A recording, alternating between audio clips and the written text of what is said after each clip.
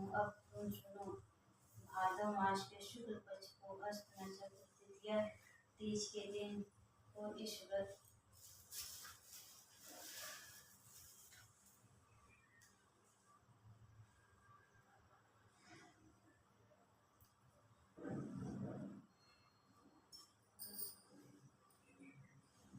भादव मास के शुक्ल पक्ष को नक्षत्र तृतीया तीज के दिन को इस व्रत का अनुष्ठान करने से सब पापों का नाश हो जाता है।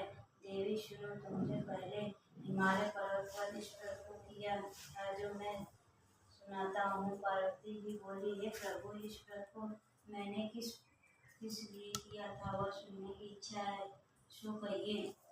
शंकर जी बोले, आर्यवर्त में हिमाचल नामक एक पर्वत है जहाँ अनेक प्रकार की भूमि अनेक प्रकार के वृक्षों से सुशोभित है, जिन पर अनेक प्रकार के पक्षीगण रहते हैं। अनेक प्रकार के मृग आदि जहाँ विचरण करते हैं, जहाँ देवता गंधर्व सहित किन्नर आदि सिद्ध जन रहते हैं।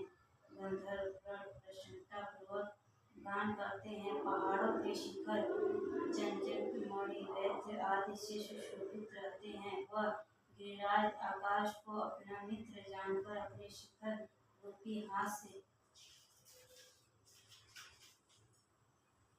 से छूता रहता है, जो सदैव बर्फ से ढका हुआ गंगा जी के कलकल ध्वनि से शब्दमान रहते हैं। हे गिरिराज, तुमने बाल्यकाल में इसी स्थान पर तप किया था।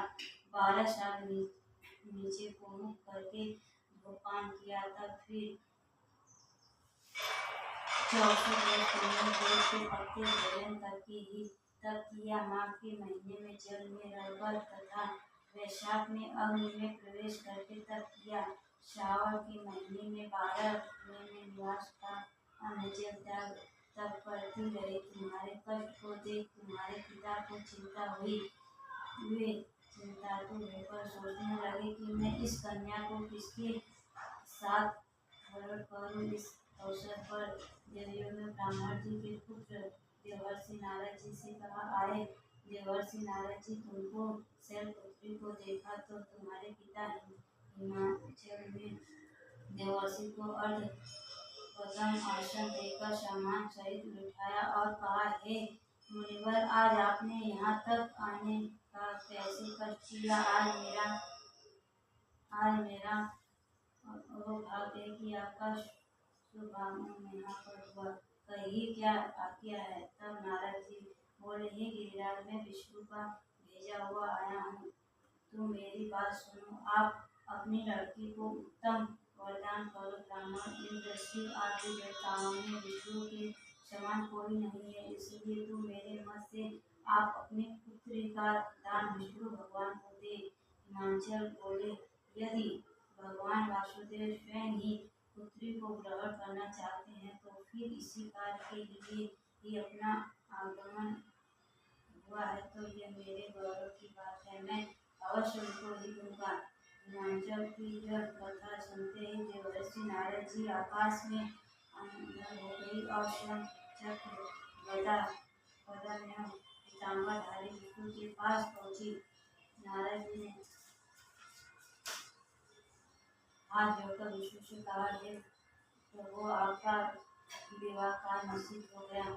यहाँ हिमाचल ने प्रसन्नता पूर्वक कहा है कि पुत्री मैंने तुमको दूरवश भगवान विष्णु को अर्पण कर दिया है। पिता की वाक्यों को सुनते ही पार्वती जी अपनी सहेली के घर गई और पृथ्वी पर अत्यंत दुखित होकर विलाप करने लगी। उनको विलाप करते हुए देखकर सखी बोली, हे देव, तुम किस कारण से दुख पाती हो, मुझे बताओ, मैं अवश्य तुम्हारे इच्छा पूर्ण करूंगी। तब पार्वती बोली, हे सखी सुन, मेरी जो मन की अभिलाषा है वो मैं सुनाती हूँ। मैं महादेव जी को वरना चाहती हूँ, इसमें सदैव नहीं मेरे इस कार्य को पिताजी ने बिगाड़ना चाहा है, इसलिए मैं अपने शरीर का त्याग करूंगी। तब पार्वती के इन वचनों को सुनकर सखी ने कहा, हे देवी, जिस वन को पिताजी ने देखा न हो तुम वहाँ चली जाओ। तब वे देवी पार्वती जी तुम उस अपने सखी का यह वचन सुनकर ऐसे वन को चली गई। पिता हिमाचल उनको घर पर ढूंढने लगे और सोचा कि मेरी पुत्री को या तो कोई देव दानव दानव अथवा किन्नर हरण कर ले गया है। मैंने नारद जी को यह वचन दिया था कि मैं अपनी पुत्री को गरुड़ध्वज भगवान के साथ ग्रहण करूँगा। अब ये किस तरह पूरा होगा, ऐसा सोचकर बहुत चिंतातुर हो मूर्छित हो गए। तब सब लोग हाहाकार करते हुए दौड़े आए और मूसा नष्ट होने पर गिरिराज से बोले कि हमें अपनी मूसा का कारण बताओ। हिमांशु बोले कि मेरे दुख का कारण यह है कि मेरे रत्न रूपी कन्या का कोई हरण कर ले गया है। या सर्प डस गया अथवा किसी सिंह या व्याघ्र ने मार डाला है। न जाने वह कहाँ चली गई गई, उसे किसी राक्षस ने मार डाला है। इस प्रकार पर गिरिराज दुखी होकर इस तरह जैसे तीन बाल कहानी करने पड़े थे। चलने पर कोई वृक्ष ये क्या बजा रहे हैं पश्चात पाती भी तुमको ले जा सकते हैं।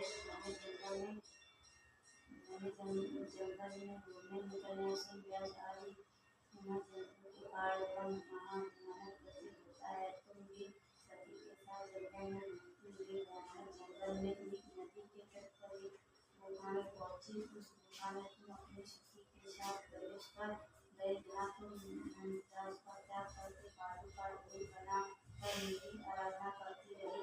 उसी स्थान पर हर मास की नक्षत्र युक्त तृतीया के दिन तुमने मेरा विधि विधान से पूजन किया। तब रात्रि को मेरा आत्मा रोने लगा। मैं उस स्थान पर आ गया जहाँ तुम और तुम्हारे सखी दोनों थी। मैंने आकर तुमसे कहा, मैं तुमसे प्रसन्न हूँ, तुम मुझसे वरदान मांगो। तब मैंने कहा है कि यदि आप प्रसन्न हो तो आप महादेव जो मेरे पति हो। मैं तथास्तु ऐसा ही कहकर कैलाश पर्वत को चला गया। मैंने प्रभात होते ही उस बालक की प्रतिमा को नदी में विसर्जित कर दिया है।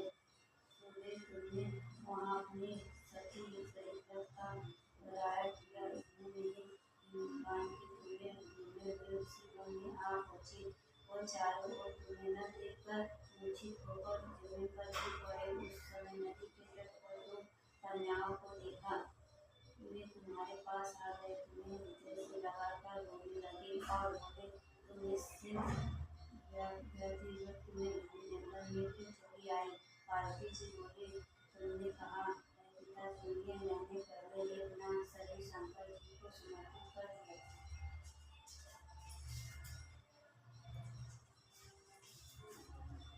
किंतु आपने इसके विपरीत कार्य किया, इसलिए मैं वन में चली गई। ऐसा सुनकर हिमवान ने फिर तुमसे कहा कि मैं इच्छा के विरुद्ध यह काम नहीं करूँगा। तब मैं तुमको लेकर घर पर आया और तुम्हारा विवाह हमारे साथ कर दिया। हे प्रिय, उसी व्रत के प्रभाव से तुमको यह मेरा अर्धसन प्राप्त हुआ है। इस व्रत राज को मैंने अभी तक किसी के सम्मुख ग्रहण नहीं किया है। ये देवी, अब मैं तुमको बताता हूँ, सो मन लगाकर सुनो। इस व्रत का नाम व्रतराज क्यों पड़ा। तुमको शक्ति हरण करके ले गई थी, इसलिए इस व्रत का पिता नाम पड़ा। पार्वती जी बोली, हे स्वामी, आपने इस व्रतराज का नाम तो बताया, किंतु मुझे इसकी विधि एवं फल भी बताइए। इसके लिए किस फल की प्राप्ति होती है। तो शंकर जी बोले कि इसकी जाति अच्छे ये वासी है, उसमें मजा नहीं या तो आप हो गया।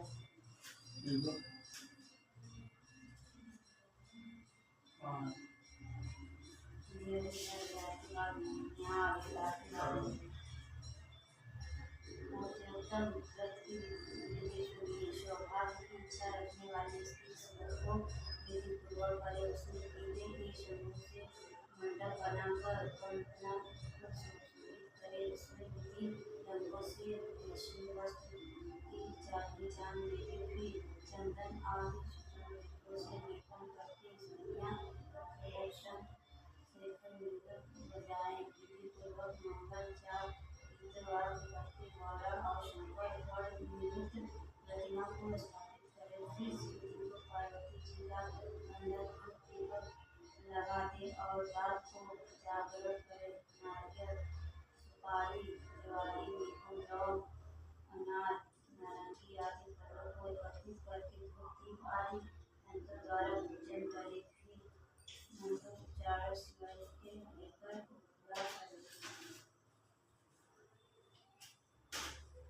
ये प्रार्थना कर अथवा प्रार्थना कल्याण करो से मैं मंगल रूप महेश्वर है शिव आप हमें सब कामनाओं को देने वाली देवी कल्याण को नमस्कार है।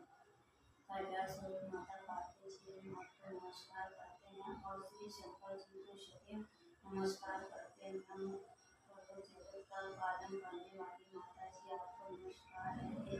समाधि संस्कारी ऐसे व्याकुल मेरी रक्षा करे।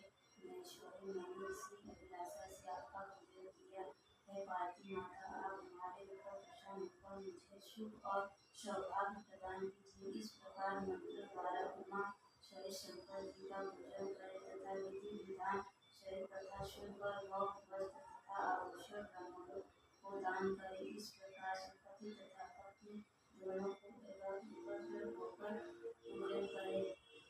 वस्त्र आभूषण आदि संकल्प द्वारा ब्राह्मण को दक्षिण दें।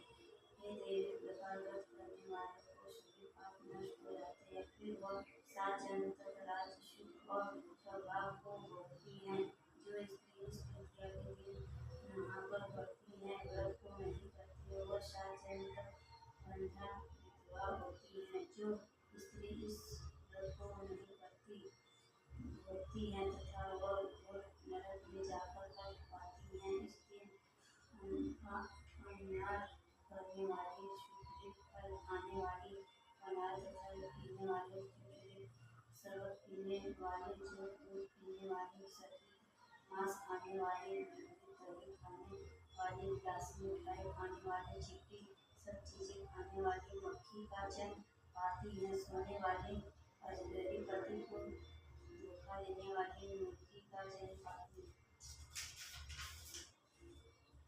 स्त्रियों को परलोक सुधारने के लिए व्रत करना चाहिए। व्रत के दूसरे दिन व्रत का फलाहार करने के लिए पश्चात शांति सोना चांदी या कांसे के पात्र में ब्राह्मण को अन्न दान करना चाहिए। इस व्रत को करने वाली स्त्रियां मेरे समान पति को पालने पालती जैसे को प्राप्त करती हैं। जीवन संस्कार सुख को कर परलोक में मुक्ति पाती है। हजारों वर्ष अज्ञों करने से फल प्राप्त होता है वही मनुष्य का इस कथा को सुनने से मिलता है। देवी मैंने तुम्हारे सम्मुख यह सब व्रतों में उत्तम व्रत को वर्णन किया है जिसके करने से सम्मुख मनुष्य के समस्त पापों का नाश होता है।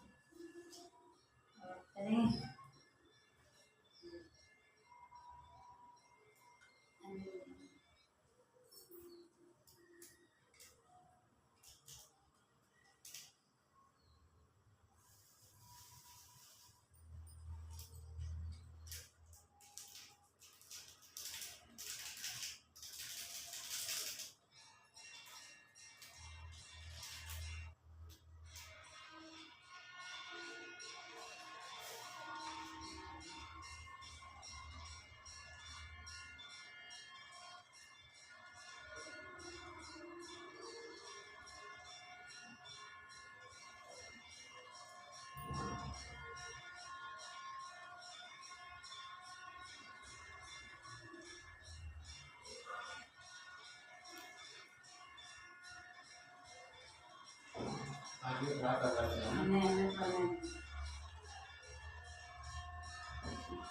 ऐसे हाँ ऐसे जो है तो पहना नहीं देंगे।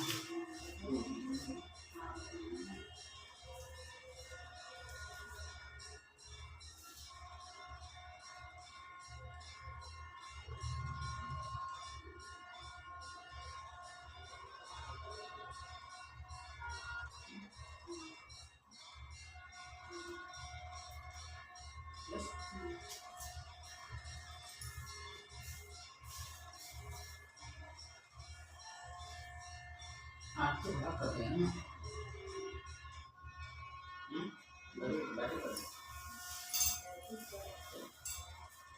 कपूर नहीं ला तो आती हो प्लेट ले जाइए तब ना, प्लेट ले जाइए।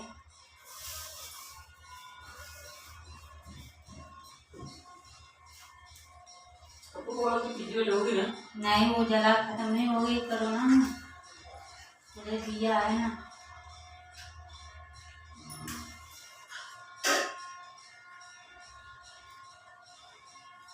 पूजा के लिए फूल का सब पेड़ से भरा है, खाली लेना एक प्लेट लेना, सब बर्तन ले लीजिए। और सब हो गया, बस ये प्लेट एक थाली का बचा ही नहीं।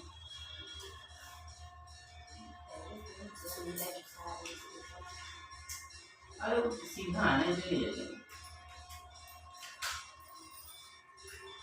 अब ले जाएंगे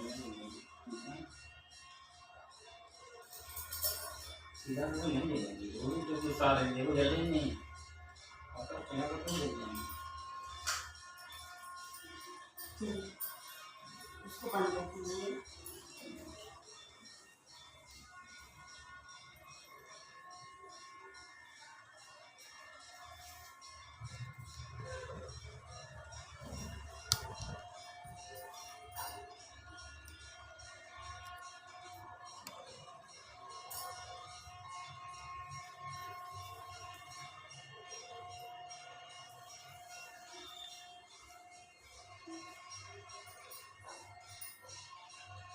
ओम जय शिव ओंकारा भय पार्वती ब्रह्मा विष्णु सदाशिव अर्धांगी आधारा ओम कारणं चतुरानंतं चादिनं अशानं वृषवाहनं छाजे इंदो भुज चार चतुर्भुज दस भुज तेहि शोहे शिव दस भूषित शोधे शिव जी को रूप निखार त्रिभुवन मन मोहे अक्षर माला वन माला मुंड माला धारी शिव मंड माला धारी त्रिपुरारी च मुरारी करमाला धारी श्वेतांबर पीतांबर भागंबर यंगे शकन संकादिक देवादिक भूतादिक संगे लक्ष्मीवर सावित्री पार्वती संगे शिव पार्वती संगे अर्धांगिनी शिवगंगे शिवलहरी गंगे कर मध्य कर मंडल चक्रशूला धरता सुख करता दुख हरता सुख में नित रहता प्रभु जी हृदय कमल में बासतिहारी बसिया रघुराजा सेवक का संकट काटो भक्तन को संकट काट कर अपनी छाया आम लक्ष्य 84 खंड चुरायो मेटे यात्रा शानिशी दिन प्रभु मोह राख्यो अपने संगशाला ओम कानो मुद्रा मोह बल विजय रुंडमाला शिव मंगल मुदियन माला शिव चंद्र महाराजे भारचंद्र महाराजे जटा विच गंगे धरा कनन समान कलेश्वर रक्तांबर राजे शिव श्वेतांबर राजे रक्त पुष्प की माला कंठन में गाजे बामन भैरव 64 योगी राज नित्य करद भैरव वाजत ताल मृदंगा बाजत डमरू ओम ब्रह्मा विष्णु सदाशिव अंतर नहीं करना तीनों घर में दो व्यापे भवसागर पर तरण आकाशी में एक दिशंबर शिव जी कैलाश जी प्रभु हरि जी कैलाश जी शिव गौरी हरि कला शिव दर्शन देवा भोलो भोला ओम काशी में विश्वनाथ विराजे नंदा ब्रह्मचारी दो नित्य में उठ लगावे नित्य को दर्शन पावे महिमा अति भारी ओम त्रिगुण स्वामी जी की आरती जुय न गावे पापल जब गावे तय घर लक्ष्मी आवे दरिद्रा जावे सुख संपत्ति से आनंद हो जावे करत महादेव स्वामी इच्छा बोले पाओ जय शिव ओंकारा भज पार्वती प्यारा शिव ऊपर जलधारा शिव ओढ़त दिल चाला फरहत रुंडमाला दर्शन देवो बलो भोला प्रसन्न हो गए प्यारा वर दे भंडारा कर दे निस्तारा कर विजय आहारा धूल जटा वाला शिव गल भुजंग काला वशी रमणी वाला वर्षो जलधारा शिव पार्वती प्यारा ब्रह्मा विष्णु सदा शिव ब्रह्मा विष्णु महाईश्वर ओंकारा ओम शिवाय नमः।